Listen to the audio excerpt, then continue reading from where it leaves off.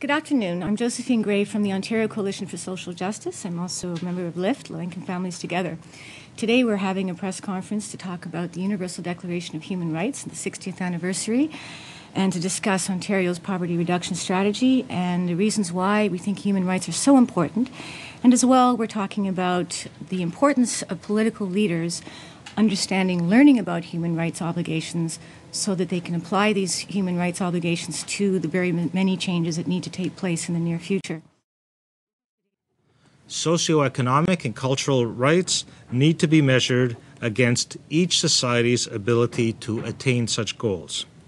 So Canada has signed on to the UN Declaration and to both covenants. As such, this carries with it obligations to progressively realize the right to food, the right to decent housing, the right to health, the right to education. We know from the media that a number of reviews by UN delegations have warned Canada that we as a country are not fulfilling our obligations in achieving these socioeconomic rights. This clearly has to change. In my view, things are beginning to change at a provincial level. It is my position that the recent announcement of the provincial government on poverty reduction is welcome news. The Poverty Reduction Plan, for the first time in a long time, recognizes that the province wants to progressively realize an anti-poverty agenda. The provincial announcement of last week did not put their announcement within a human rights framework, but that easily can be done. With today's anniversary, it's important to do so. So last week, the province committed itself to reduce child and family poverty by 25% in 5 years. A number of initiatives were outlined to accomplish this, with more announcements on the way related to income security, housing, and child care in the upcoming years and in upcoming provincial budget announcements. The policy framework of the last week is a good foundation from which to build.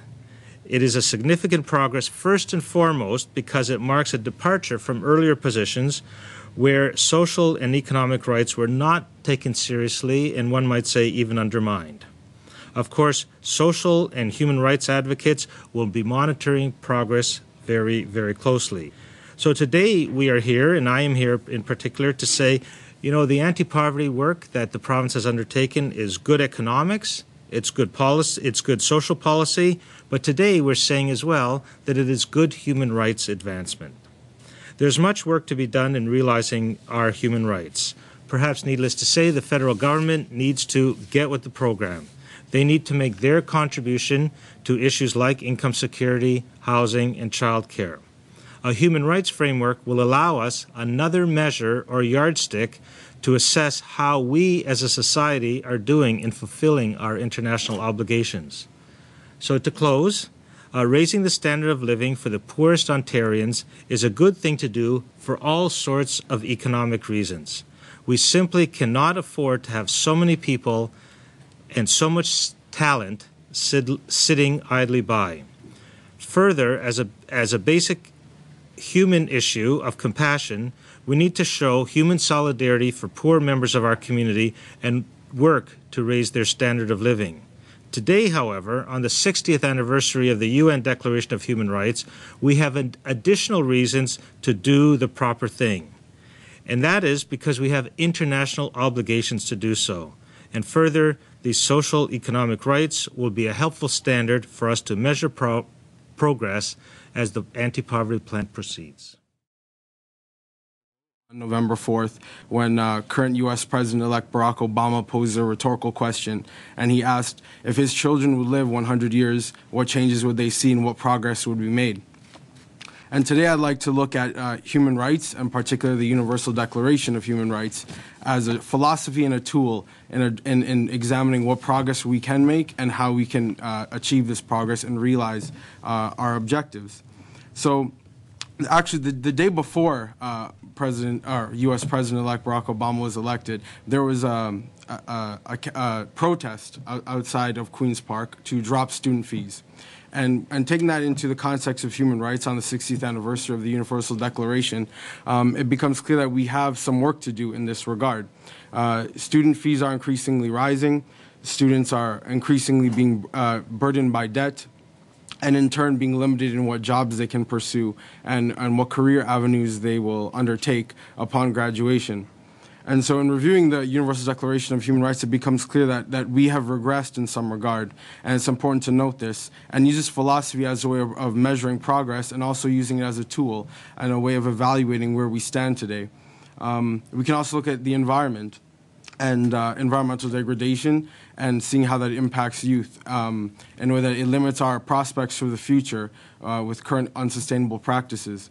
And it hampers our ability potentially in the future to realize these rights and to continue progressing.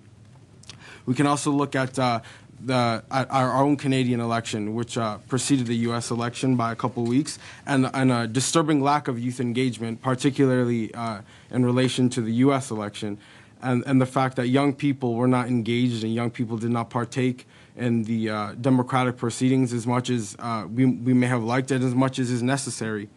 And we can see that human rights is a way of addressing this problem, human rights education, and making people aware, particularly young people, aware of their place in democracy and their individual rights and their individual roles in government. We can also look at human rights in relation to multiculturalism, the foundation of Canadian society. And we can see that human rights is essential to realizing this and to making this work, practically and theoretically. Without respect for human rights, we lack the common bond that makes Canada possible. And in order for Canada to keep progressing, and in order to address many of the inequalities, such as the United Nations report that indicated severe inequalities when it comes to Aboriginal and African Canadians, it's important to look at human rights and see that not only does it help us recognize these inequalities, but is a tool that can help us overcome them as well. In conclusion, I'd like to make reference to the Elders Council and the Every Human Has Rights campaign, which is in many ways the catalyst for what we're doing today. And we're here to request that elected officials and other decision makers around the world take human rights seriously and reflect on this day of the 60th anniversary and pledge to take human rights to the next level and continue striving toward realizing human rights and living up to the Universal Declaration, which our country helped pioneer.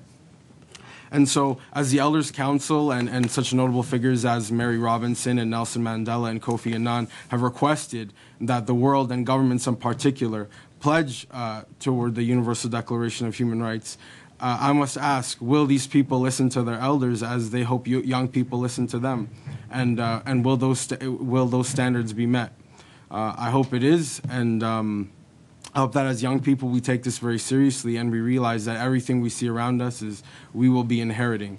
And human rights is a vehicle to ensure that what we inherit is just and what we inherit is what we envision for the future.